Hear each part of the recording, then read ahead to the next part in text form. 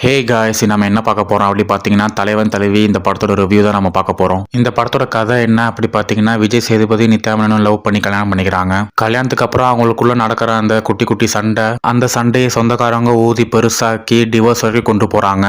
அதை எப்படி இந்த ஹஸ்பண்ட் அண்ட் ஒய்ஃப் ஃபேஸ் பண்ணாங்கிறது தான் படத்தோட மீதி கதை. இந்த படத்தில் நம்ம விஜய் சேதுபதி நித்யா மேனன் இவங்க ரெண்டு பேரோட காம்போ சூப்பராகவே ஒர்க் அவுட் ஆயிருக்குது. இவங்க ரெண்டு பேரோட பாண்டிங் அண்ட் கெமிஸ்ட்ரி தான் படத்தை கடைசி வரைக்கும் நல்லா எங்கேஜிங்காக கொண்டு போகுது. இந்த பேர் மறுபடியும் ஒன்றா சேர்ந்து ஒரு படம் பண்ணோம் அப்படிங்கிறது என்னோட ஆசை.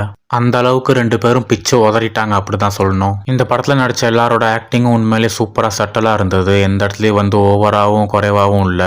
ஒரு நல்ல செட்டலான ஆக்டிங் தான் எல்லாரும் கொடுத்துருந்தாங்க. அதுவும் குறிப்பாக யோகி பாபுவோட காமெடிலாம் எல்லா இடத்துலையும் சூப்பராகவே ஒர்க் அவுட் ஆயிருக்குது. உண்மையிலே செம்ம ஃபன்னாக இருந்தது. நெக்ஸ்ட் இந்த படத்தோட பிஜிஎமும் மியூசிக்கும் சனா உண்மையிலே கலக்கிட்டாரு அப்படிதான் சொல்லணும். மியூசிக் அண்ட் பேக்ரவுண்ட் ஸ்கோர்லாம் உண்மையிலே சூப்பராக பண்ணியிருந்தாரு. அதுவும் குறிப்பாக பொட்டல முட்டாய் சாங் தேட்டரில் பார்க்கறதுக்கு உண்மையிலே நல்லா இருந்துச்சு. இந்த படத்தோட டைரக்டர் பாண்டியராஜ் அவரோட முந்தைய படம் எதற்கும் துணிந்தவன் ஒரு ஆவரேஜ் ஹிட்டா தான் அமைஞ்சது. அதுக்கடுத்து இந்த படம் அவருக்கு ஒரு கமர்ஷியல் ஹிட் கண்டிப்பா கொடுக்கும். அந்த அளவுக்கு இந்த படம் செம்ம எங்கேஜிங்கா செம்ம ஃபன்னா இருக்குன்னு தான் சொல்லணும். இந்த படத்துல நம்ம விஜய் சேதுபதியோட ஆக்டிங் அந்த விண்டேஜ் விஜய் சேதுபதி தான் ஞாபகப்படுத்துச்சு. அவர் பண்ற அந்த காமெடியா இருக்கட்டும், அந்த கத்தி கத்தி பேசதா இருக்கட்டும், அதுதாங்க அவரோட ஒரிஜினல் ஆக்டிங். அந்த ஆக்டிங் தான் அவரை மக்கள் கிட்ட பிரபலம் படுத்துச்சு. எனக்கு அவர்கிட்ட பிடிச்சதே அந்த கத்தி கத்தி பேசுறது தான் உண்மையிலே செம்ம ஃபன்னா செம்ம காமெடியா இருக்கும். போன வருஷம் அவருக்கு எப்படி மகாராஜா ஒரு பெரிய பிளாக் பஸ்டர் ஹிட் ஆச்சோ, அதே மாதிரி இந்த வருஷம் அவருக்கு இந்த படம் கண்டிப்பா ஒரு பிளாக் பஸ்டர் ஹிட்டா அமையும். அதுல எந்த சந்தேகமும் இல்லை. இந்த வீக்கெண்ட்ல நீங்க உங்க ஃபேமிலியோட ஒரு படம் பார்க்கணும் அப்படின்னா நான் கண்டிப்பா இந்த படத்தை சஜஸ்ட் பண்ணுவேன். அந்த அளவுக்கு ஃபன்னா என்டர்டெய்னிங்கா இருக்கும் படம்.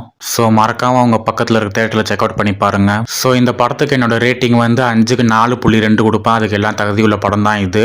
ஸோ அவ்வளோதான். நீங்கள் இந்த படம் பார்த்தீங்களா அப்படிங்கிற கமெண்ட்ல சொல்லுங்கள். இந்த வீடியோ உங்களுக்கு பிடிச்சிருந்தா லைக் பண்ணுங்கள், கமெண்ட் பண்ணுங்கள், ஷேர் பண்ணுங்கள். மறக்காமல் நம்ம சேனலை சப்ஸ்கிரைப் பண்ண மறந்துடாதீங்க. Thank you. See ya. Bye bye.